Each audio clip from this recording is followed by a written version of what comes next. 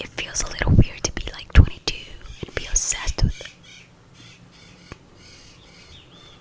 Hello. I mean, it feels a little weird to be like 22 years old and be like obsessed with a show about 12-year-olds.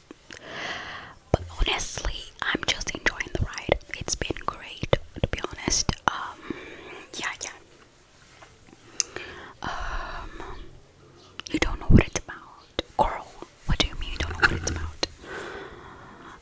We've been friends for a long time, but let me explain to you, okay?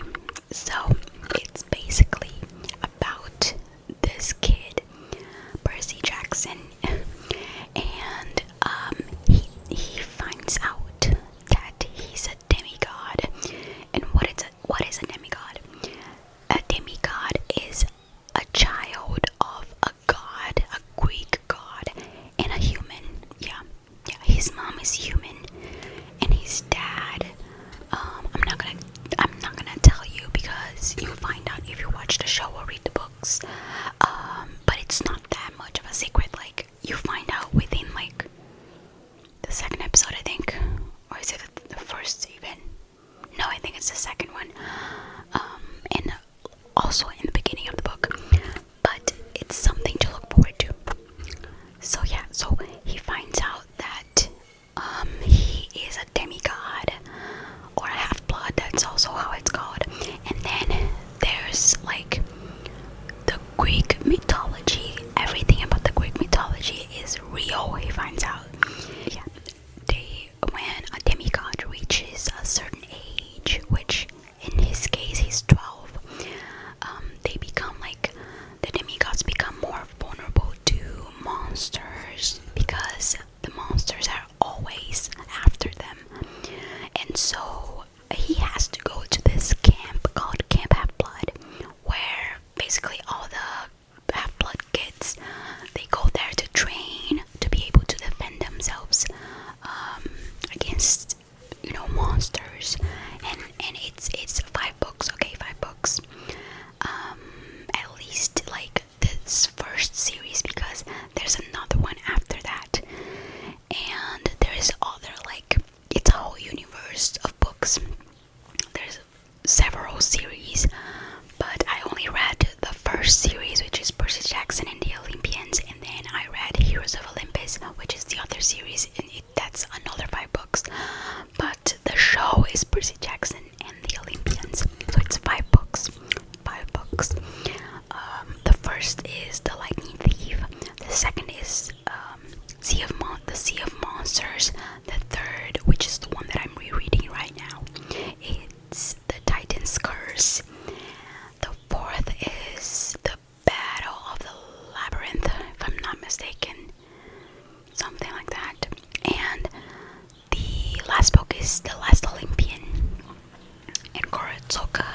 It's like middle grade, so it's for preteens. But I've been having the time of my life rereading the books and watching the show. It is so fun, so like a light watch. If you want to see something that's like adventurous and fun, but it's like light, it's not heavy, and you don't have to think much about it.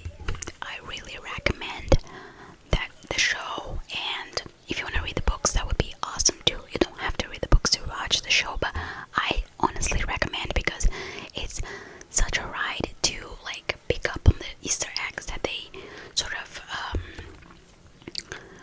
add to the show of things that are going to happen in the other books, and the tweets after every episode, because it comes out depends on your time zone, so either every Tuesday or Wednesday.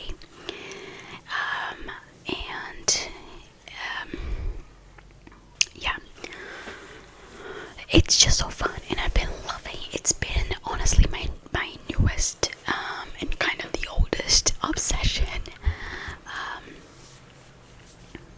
It's just great, and there is the most amazing slow burn romance you ever read, because basically they meet in the first book, but they're 12, and they only really start dating in the last one. But it's so fun to pick up on the little things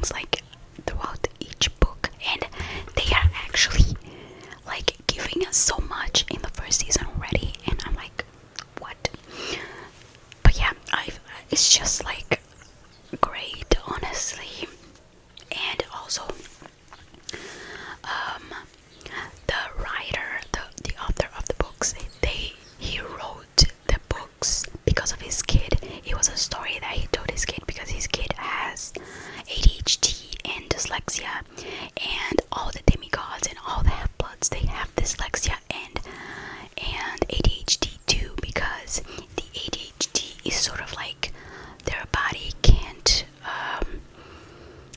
it's always ready for battle, so that's why they can't, like, they have a lot of energy.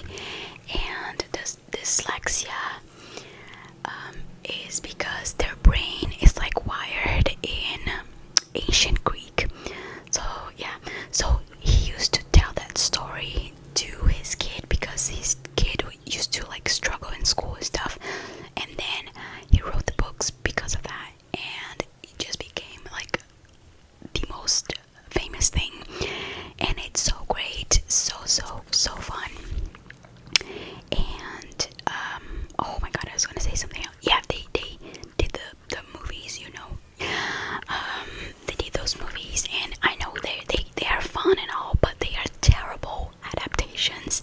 He actually hates the movies, and he's like really proud of the show because he's very hands-on with the show and all. He's a writer in the show too, and I think an executive producer. So it's so fun to watch. Like, it's literally like he is a part of the process of the show too, so it's so nice for book fans to